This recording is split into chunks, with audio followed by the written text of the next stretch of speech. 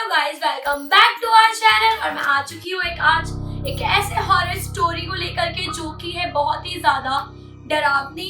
एक ऐसी जगह की जहाँ पे 600 से भी ज्यादा परिवार वालों ने एक ही रात में पूरे गांव को खाली कर दिया। ऐसा क्या हुआ होगा जो पूरा गांव रातों रात खाली हो गया?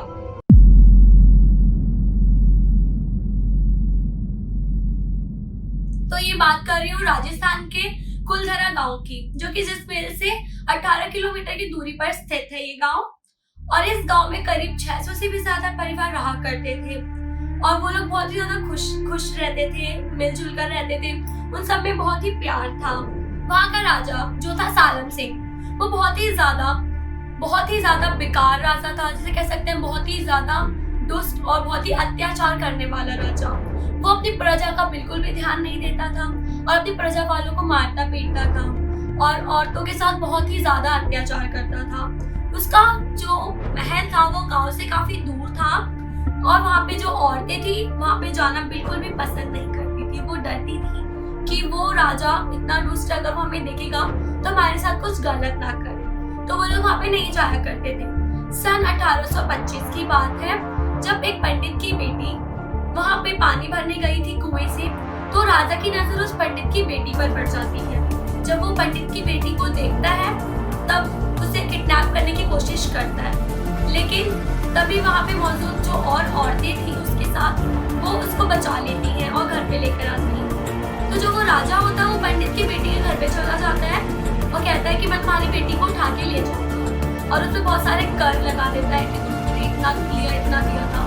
लेकिन वो लोग काफी अमीर होते हैं वो सब लोग, तो वो लोग एक प्यार होता है उन सब में, तो वो लोग थोड़ा थोड़ा पैसा करके उस राजा को दे देते हैं, लेकिन उस लड़की को बचा लेते हैं। तो जो वो राजा होता है वो कहता है मैं एक ना एक दिन तो तुम्हारी बेटी को उठा के ले जाऊंगा। तो गांव वाले काफी ज्यादा डर जाते हैं कि राजा अगर हमारे गांव की इतनी प्यारी वो लड़की गांव की सबसे प्यारी बच्ची थी, उससे सभी लोग बहुत प्यार करते हैं। तो सब लोगों ने बोला कि हम इस लड़के को नहीं ले जाने देंगे राजा। तो सब लोगों ने उसको बचाया।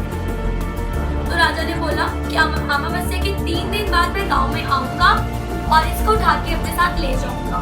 तो उन लोगों ने फैसला किया कि अब हम क्या करें, हम लड़ भी नहीं सकते क्योंकि राजा की जो प्रजा थी वो काफी बड़ी थी, उसमें काफी सारे लोग थे, उनके बहुत सारे सैनिक थे। तो उन्होंने सोचा कि हम लोग गाँव ही छोड़ देते। तो उन्होंने रातों रात गांव छोड़ दिया एक लड़की की इज्जत के लिए, क्योंकि वो एक लड़की की इज्जत को नहीं उछालना चाहते थे। तो उन लोगों ने उसके बाद जो भी जरूरी का सामान था वही लेकर, जूठे बर्तन यूं ही पड़े रहे, वहां पे जो वो कपड़े थे यूं ही पड़े रहे। और जाते जाते उन लोगों ने कुलधरा गांव को एक ऐसा श्राप दिया, वो श्राप आज भी उस गांव पे बना हुआ है। उन लोगों ने ये श्राप दिया कि अब यहाँ पे कोई भी गाँव नहीं बसेगा, हमारे अलावा यहाँ पे कोई नहीं रहेगा, और अगर यहाँ पे कोई रहता है तो वो कभी भी खुश नहीं रहेगा। फ्रेंड्स, आप सोच सकते हैं कि गांव को एक ऐसा श्राप मिला जहाँ पे कोई नहीं रह सकता, और जो वो राजा था वो भी ऐसा था कि बहुत ही ज्यादा दुष्ट था, वो बहुत अत्याचार करता था। उसके अत्याचार की वजह से सब लोग चले जाते हैं, लेकिन वो लोग अमावस्या की ही रात को जाते हैं, क्योंकि अगर वो उससे पहले जाएंगे तो राजा को पता चल जाएगा और राजा 3 दिन के बाद ही गाँव में आने वाला होता है और 3 दिन तक वो गाँव नहीं आने वाला होता है। तो सभी गांव वाले पूरे गांव को खाली कर देते हैं रातों रात। लेकिन वो जो पंडित की बेटी होती है वो पास के ही गांव में उसका पूरा परिवार रहता है। एक बार राजा को इसके बारे में पता चल जाता है और जब वो गांव जाता है और देखता है कि वहां पे पूरा सुनसान, एकदम कहते हैं ना कि बिल्कुल ही एक पिन गिरने तक की आवाज है, पूरा सुनसान हो चुका था पूरा गाँव। वहां पे कोई भी नहीं था, जूठे बर्तन यूं ही पड़े थे, कपड़े सूख रहे हैं तो वो यूं ही सूख रहे थे, सामान इधर का उधर पड़ा हुआ था और गांव में एक भी इंसान नहीं दिख रहा था। लेकिन जो वो पंडित की बेटी और जो पंडित का परिवार था वो गांव के पास ही शिफ्ट हो जाता है और ये बात पता चल जाती है राजा को। और राजा सालम सिंह बहुत ही ज्यादा गुस्से में आ जाता है और गुस्से में जाता है उसकी लड़की को उठा करके ले आता है अपने महल में। और जब वो अपने महल में उस लड़की को लेकर आता है तो वो लड़की आत्महत्या कर लेती है और आत्महत्या करते समय ये बोलती है कि अब यहाँ पे कोई भी खुश नहीं रह सकेगा। वैसे ही गांव वाले उस गांव को श्राप देकर जाते हैं कि वहां पे कोई नहीं बच सकता अब, और उस लड़की ने भी श्राप दे दिया कि अब कोई यहाँ पे खुश नहीं रहेगा।